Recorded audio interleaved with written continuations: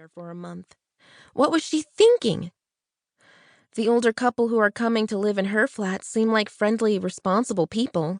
At least that was the impression she got when she talked to them on the phone earlier and told them where to pick up the key. The woman that Sofia spoke to was nice and described the cabin as picturesque. She told her about sheep, a forest full of blueberries, a wooden boat in a lake, a kitchen garden, and most importantly, only one single neighbor that, according to the woman, liked to keep to himself. The cabin in the woods sounds like it is precisely what Sofia needs right now. She sits down in the quiet section of the train and closes her eyes. She will arrive in 4 hours. First, she will take the train, and then she will change to a bus. Then a taxi will pick her up and take her to her destination. It is going to be a long day, but she manages to stay positive.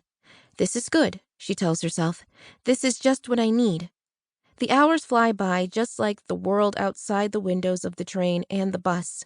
Sofia listens to books, solves crossword puzzles, and naps. She tries to stay busy to keep the thoughts of him away. Still, he pops up in her mind when she least expects it. Like the time she saw a couple holding hands, and she thought that it could have been them, her and Marcus. Or when she could smell Marcus's cologne and thought he was close for a moment before she realized that it was a completely different person with the same fragrance. She tries her hardest not to think about him, but her mind keeps circling back to him. Instead of resisting these thoughts, she finally lets herself sink into them. She lets the sadness wash over her, and all her old brain ghosts come back. Why doesn't he like her? What is wrong with her? What can she do to get him back, to make him stay? The bus stops and pulls Sofia out of her thoughts. She looks out the window, and when she sees that it's her stop, she stands up quickly, hits her head, and hurries off the bus with her heavy suitcase. It is almost cold outside. When she left the city in the morning, the air had been humid and hard to breathe. Now she can fill her lungs up with fresh air. Her body relaxes, and her shoulders and neck feel less tense. This will turn out great. It has to. The taxi turns around on the narrow gravel road and disappears. She stands there alone with her heavy bag. Is this the right address? She can't see the taxi anymore. She can only hear the sound of its wheels against the gravel growing more distant until it's gone. All she can hear now is the wind that blows in the treetops, the flies that buzz, and the sound of her breath. Nothing else. In the city, she was always surrounded by the hustle and bustle of cars, bikes, people, and music. It was never quiet there.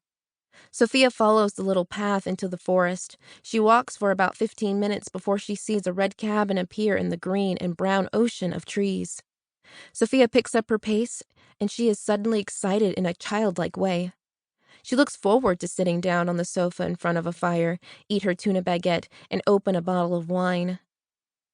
But she first has to visit the neighbor to get the key to the cabin. She pictures a gray old man, strong, marked by time and bitter. She thinks about how the woman said that he likes to keep to himself and exhales. Nice, because Sofia wants to be left alone. That's the reason she came out here.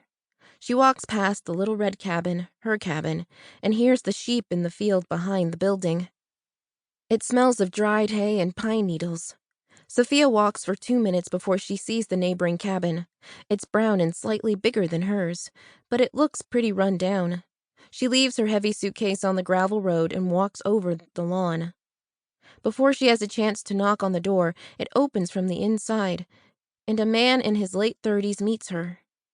He looks at her with a surprised expression on his face. Are you Sofia?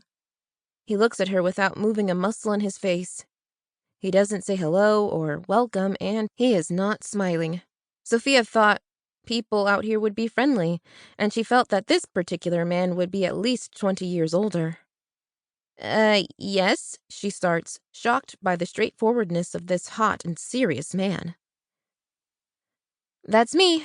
He reaches a hand down in his pocket and finds the keys. He hands them over to her. She takes the keys and looks at them for a second. They are still warm from being in his pocket. The keys are attached to a small heart made from wood. Sweet, she thinks, before she hears the door creak. Sofia looks up and sees how the man has already started to close the door. What's your name? When he hears the question, he pauses.